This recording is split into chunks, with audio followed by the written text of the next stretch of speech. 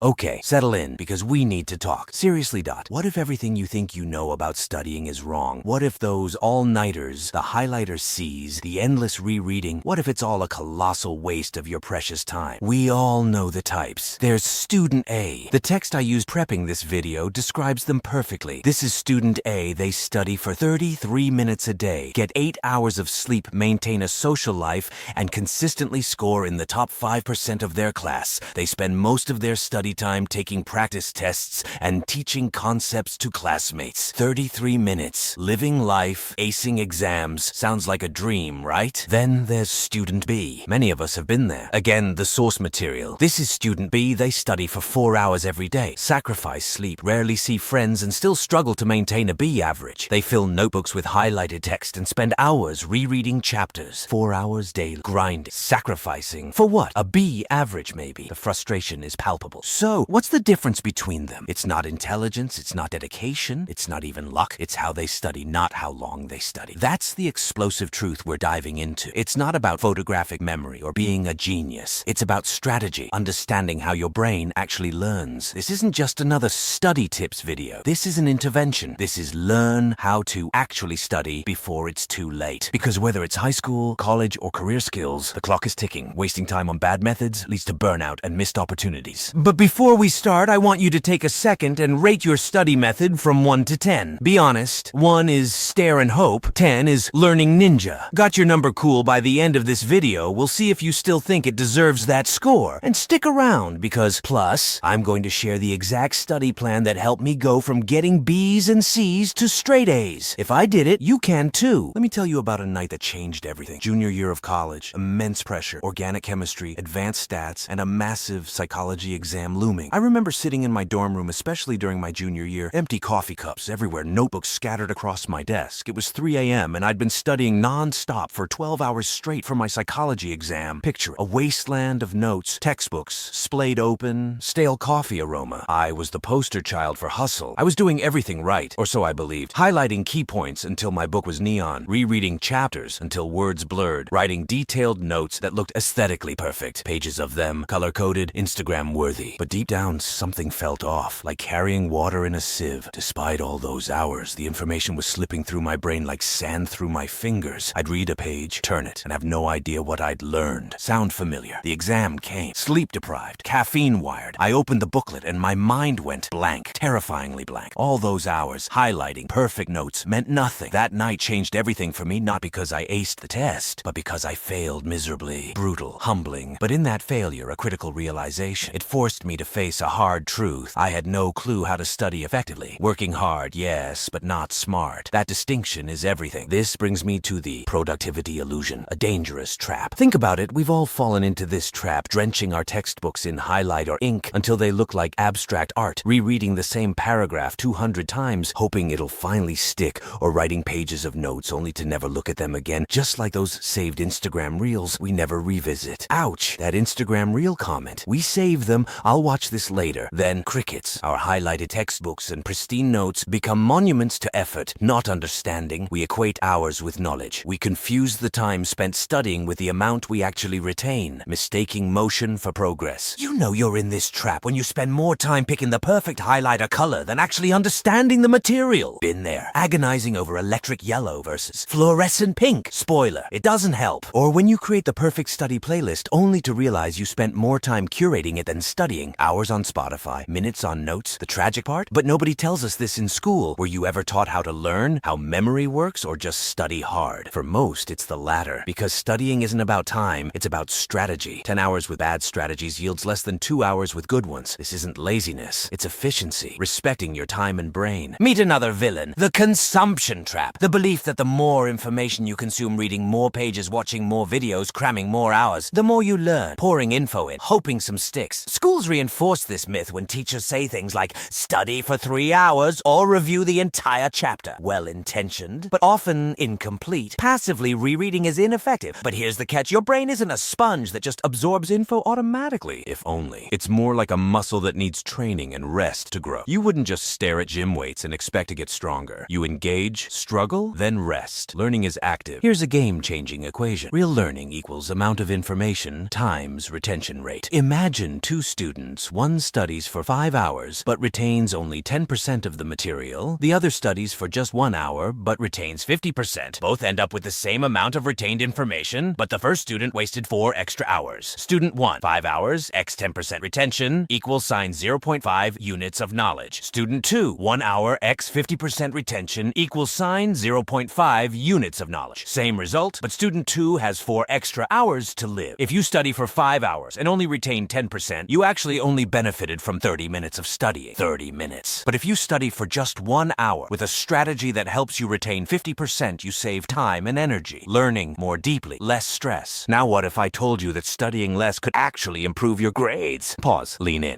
Sounds crazy, right? Especially when every YouTube video out there is screaming study harder. Why are you so weak? Get up and study now. Yeah, no, shut up. That relentless grind set can be toxic. It fetishizes effort over effectiveness, making you feel guilty for breaks, sleep, life. More hours don't mean better results if methods are flawed. This isn't an excuse to be lazy. It's a call to be smarter. This leads us to the power of active learning. This changes everything. This is how student A excels. This is how I turn my academics around. When I started studying less, my grades actually got better. A significant life-altering shift. Here's how. Before I would spend hours rereading textbooks, highlighting everything, and rewriting notes, only to forget most of it. After I switched to active learning using practice questions, explaining concepts to others, and applying information to real-life problems, suddenly my retention rate jumped from 10% to 70%. From 10% retention to 70%, my study time didn't increase. If anything, it decreased. But what I did with that time revolutionized. Passive studying is like trying to fill a bucket full of holes, pouring water, information in, but it constantly drains. You can keep pouring water in, but it'll never hold. The key is to patch the holes first, so the knowledge actually stays. Active learning is patching those holes, forcing your brain to engage, struggle, connect, build lasting pathways. The result, my study time was cut in half, and my grades went from B's and C's to straight A's. Not magic. A direct consequence of shifting from passive recipient to active participant. Now you're probably thinking, okay, so how do I study less and actually retain more? Relax, I got you. Concrete, actionable strategies. Grab a notebook to implement, not passively copy. What are these active learning techniques? The Feynman technique, teaching others. Gold. If you can explain a complex concept simply, you truly understand it. Student A spend most of their study time teaching concepts to classmates. How it works. Teaching forces you to identify gaps, simplify, structure logically. Actionable. Explain a concept out loud to a friend, family, or even a rubber duck. Notice stumbles. Those are your weak spots. Practice testing. Retrieval practice. Arguably the most powerful. Student A also spend most of their study time taking practice tests. How it works. Actively retrieving info strengthens neural pathways. Rereading is watching exercise. Practice testing is doing it. Actionable, create flashcards. Use for active recall. Do practice questions. Search for online quizzes. Struggling to recall even if wrong is beneficial. Spaced repetition. No cramming. Learn gradually how it works. Review material at increasing intervals, combating the forgetting curve. Actionable. Use apps like Anki or Quizlet with spaced repetition or manually. Review today's notes tomorrow in 3 days, a week, 2 weeks.